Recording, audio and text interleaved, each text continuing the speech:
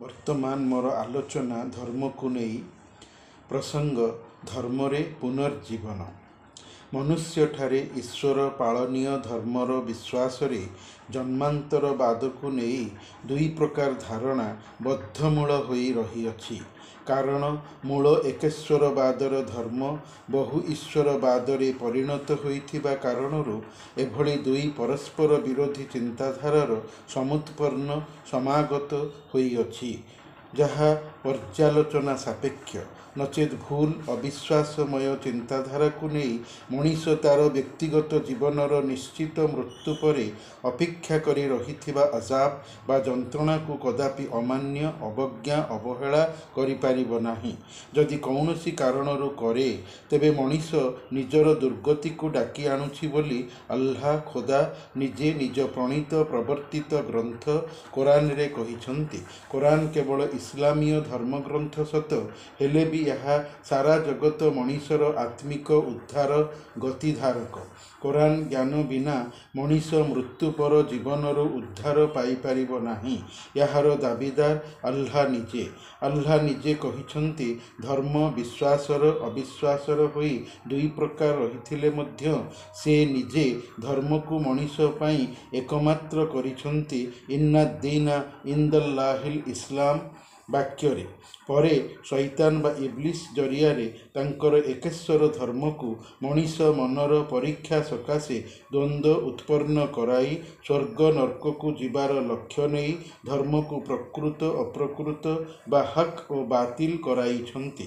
ଆଲ୍ଲାହ କହିଛନ୍ତି, ମୁଁ ସବୁ ଜିନିଷର ଦୁଇ ଦୁଇଟି କରି ସୃଷ୍ଟି କରିଅଛି, ଆଉ ମଣିଷକୁ ସଫଳ ଅସଫଳ, ଭଲ ହେବାର, ମନ୍ଦ ବନିବାର, ନେକ୍ ରାହା ଏବଂ ଗୁମ୍ ରାହା ବା ଭଲ ରାସ୍ତା ତଥା ମନ୍ଦ ରାସ୍ତାକୁ ମୁଁ ଯାହା ଚାହେଁ କରିପାରିବିର ନ୍ୟାୟରେ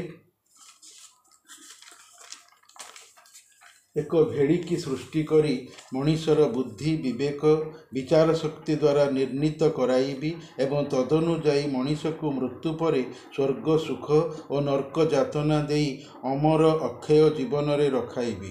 ଏହା ହିଁ ମୋର ଆଲ୍ଲାହର ଧର୍ମକୁ ସଂଶୟାଚ୍ଛନ୍ନ କରିବାର ଏକମାତ୍ର କାରଣ।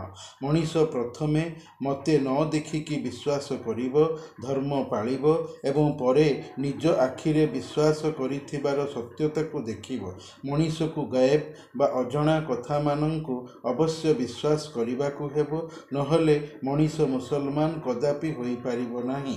ଅଜଣା କଥାକୁ ବିଶ୍ୱାସର ମାନେ ଆଲ୍ଲାହ ବ୍ୟାଖ୍ୟା କରିଛନ୍ତି, ମଣିଷ ଭାଗ୍ୟବାଦୀ ହେଉ।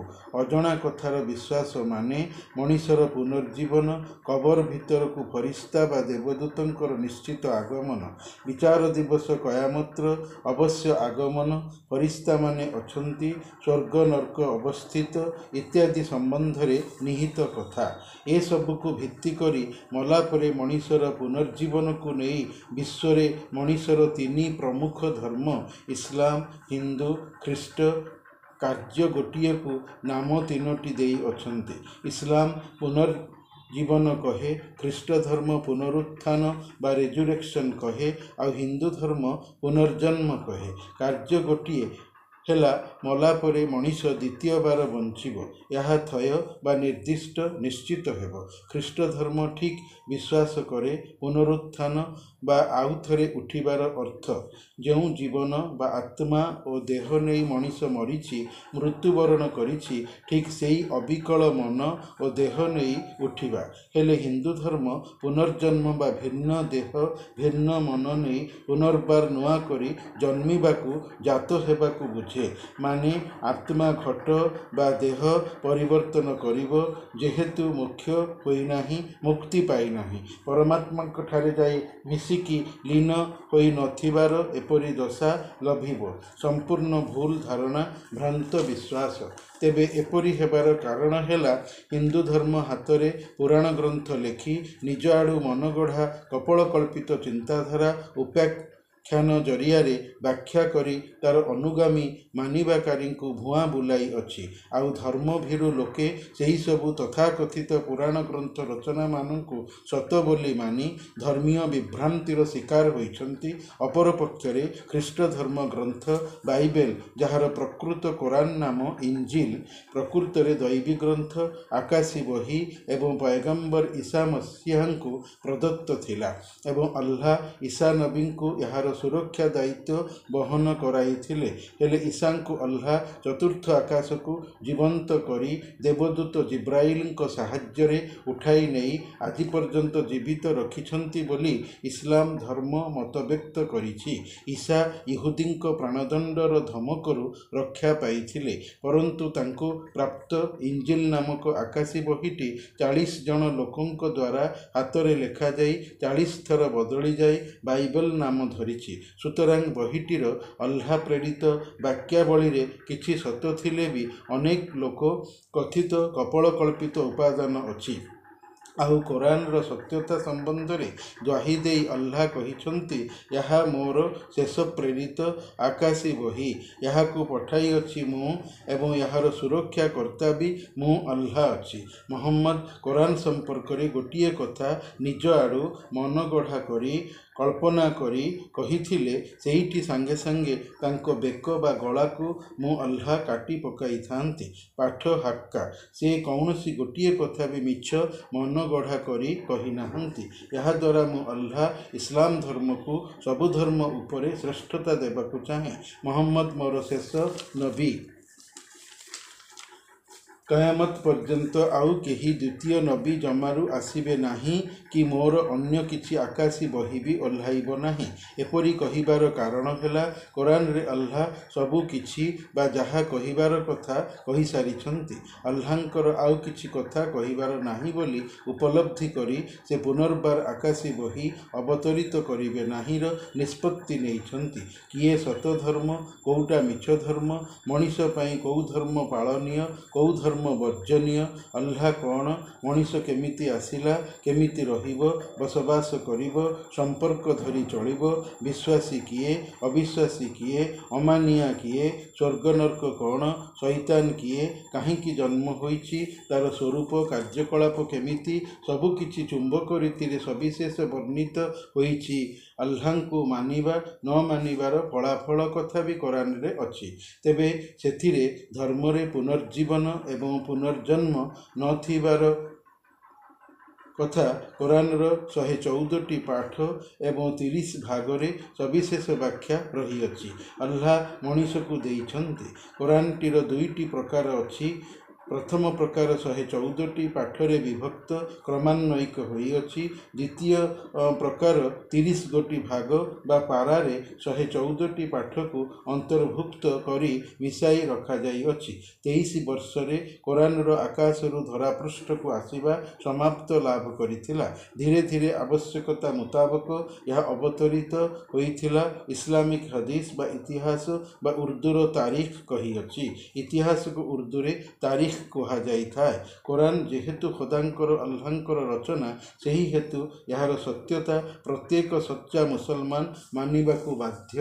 ନହେଲେ ମୁସଲମାନ ହୋଇପାରିବ ନାହିଁ, ସେ ବି ଅବିଶ୍ୱାସୀ କାଫିର ହୋଇଯିବ।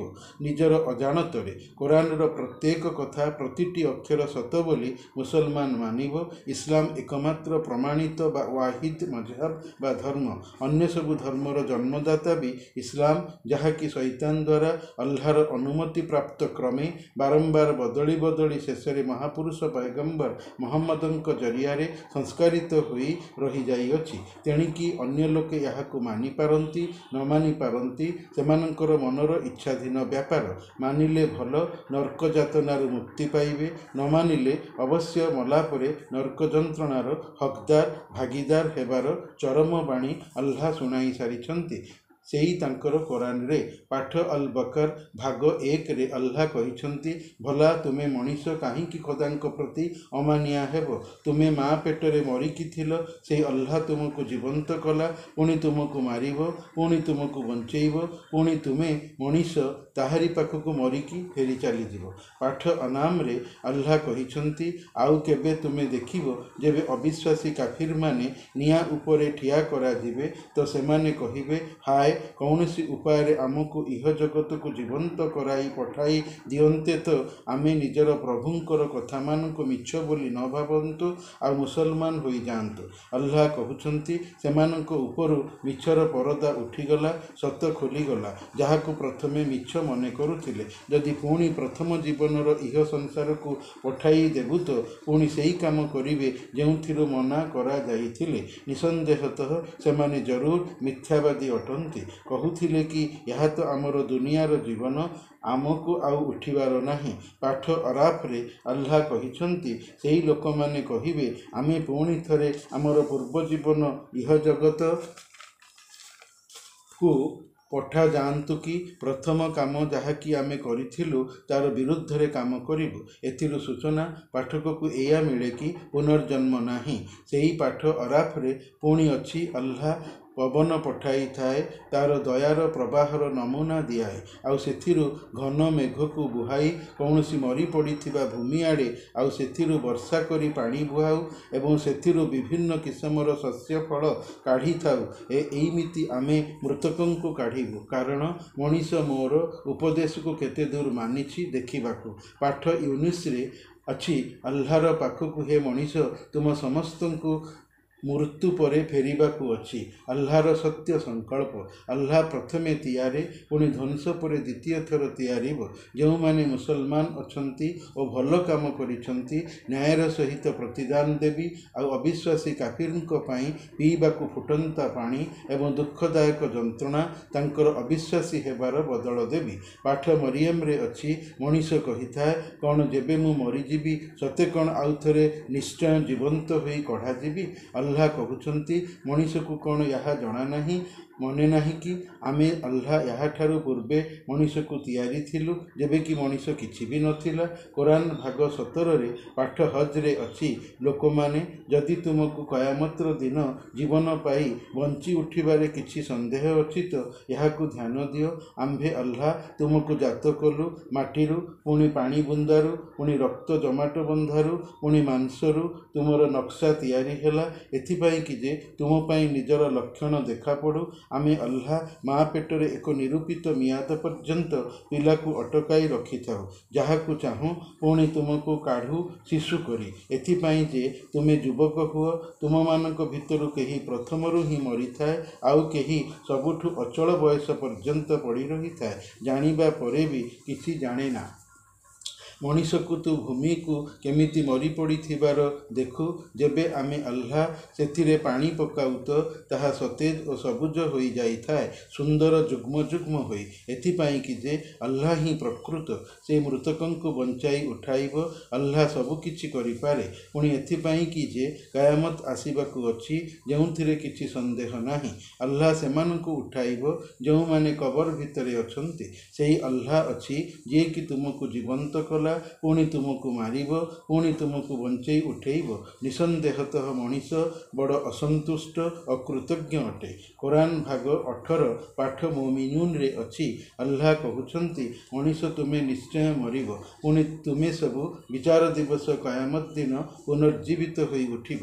ମଣିଷମାନଙ୍କ ଭିତରୁ ଯେବେ କାହାକୁ ମୃତ୍ୟୁ ଆସେ ତ ସେହି ବ୍ୟକ୍ତି କହିଥାଏ କି, ହେ ମୋର ପ୍ରଭୁ, ମୋତେ ଇହ ଜଗତକୁ ଫେରି ପଠାଇ ଦେ, ମୁଁ କିଛି ଭଲ କାମ କରିବି, ଯେଉଁ ଭଲ କାମକୁ ଛାଡ଼ି ଆସିଛି। ହେ, ଏହା ତ କେବଳ ଏକ କଥା ଯାହାକି ତୁ ନିଜ ପାଟିରୁ କହୁଛୁ, ଆଉ ଫେରିବା ନାହିଁ, ବରଂ ବିଚାର ଦିବସ ପର୍ଯ୍ୟନ୍ତ ପ୍ରତିବନ୍ଧକର ଏକ ବାଡ଼ ଅଛି କି ସେମାନେ ଯେବେ ପୁନର୍ଜୀବିତ ହେବେ। ପାଠ 16ରେ ଆଲ୍ଲାହ କହିଛନ୍ତି, ଅବିଶ୍ୱାସୀ ପାପୀ ଲୋକ କହୁଛନ୍ତି, ଯଦି ଆମକୁ କୌଣସି ଉପାୟରେ ଇହଜଗତକୁ ଆମର ପ୍ରଥମ ଜୀବନକୁ ଫେରିବାର ବ୍ୟବସ୍ଥା ଥାଆନ୍ତା ତ ଆମେ ମୁସଲମାନ ହୋଇଯାଆନ୍ତୁ। କୋରାନ ଭାଗ 22ର ପାଠ ଫାତିରରେ ଆଲ୍ଲାହ କହିଛନ୍ତି, ଅବିଶ୍ୱାସୀ କାଫିର ନର୍କରେ ଥାଇ ଯନ୍ତ୍ରଣା ଭୋଗିବା ସମୟରେ ପାଟି କରିବ କି, ହେ ଆମର ପ୍ରଭୁ, ଆମକୁ ଏଠୁ କାଢ଼ି ଦୁନିଆକୁ ପଠା, ଆମେ ଭଲ କାମ କରିବୁ ସେହି ମନ୍ଦ କାମ ବିରୁଦ୍ଧରେ ଯାହା କରିଆସିଅଛୁ।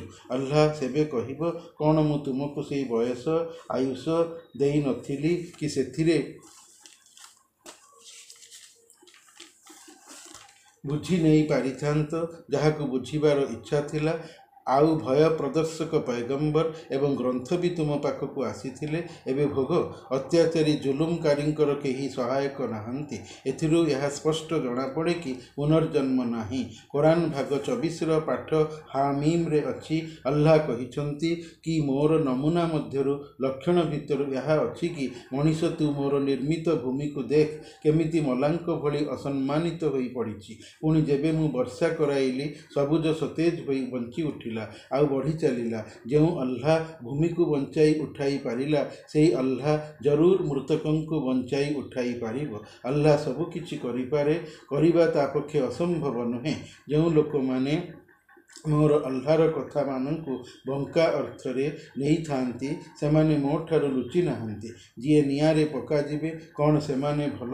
ନତୁବା ଯେଉଁମାନେ କାୟାମତରେ ଶାନ୍ତିର ସହିତ ଆସିବେ, ସେ ଭଲ? ଯାହା ମନକୁ ଆସୁଛି କରୁଥା, ଆଲ୍ଲାହ ତୁମ କାମକୁ ଦେଖୁଅଛି। ଆଲ୍ଲାହଙ୍କ ପ୍ରେରିତ ଏବଂ କଥିତ ଦିବ୍ୟ ପବିତ୍ର କୋରାନ ଗ୍ରନ୍ଥରେ ମଣିଷର ମଲା ପରେ ତାର ପୁନର୍ଜୀବନର ବର୍ଣ୍ଣନା, ତାର ବିବିଧ ଭାଗ ତଥା ଅଧ୍ୟାୟରୁ ସବିଶେଷ ସମଜଦାର, ବୁଦ୍ଧିମାନ, ଅନୁଭବୀ, ଆଗାମୀ ଅବିନଶ୍ୱର ଜୀବନ ସ୍ଥିତିକୁ ନେଇ ଭାବୁଥିବା ମଣିଷ ଏବେ କେମିତି କହିପାରିବ କି ପୁନର୍ଜନ୍ମ ଅଛି? ପୁଣି ଥରେ ଜୀବନ ପାଇବାକୁ ଶୈତାନ ପଥହୁଡ଼ା ଆଲ୍ଲାହ ଅମାନିଆ ମଣିଷକୁ ଭୁଲରେ ପକାଇ ଦେବା ପାଇଁ ପୁନର୍ଜନ୍ମ ବା ରିବାର୍ଥ ବୋଲି କୁହାଇ ଦେଇଅଛି। ଭୁଲ ବୁଝିବାକୁ ମଣିଷ କୋରାନ ପଢ଼ି ସଂସ୍କୃତ ବା ରିଫର୍ମ ହୋଇଯିବା ଉଚିତ ପନ୍ଥା ହୋଇପାରିବ।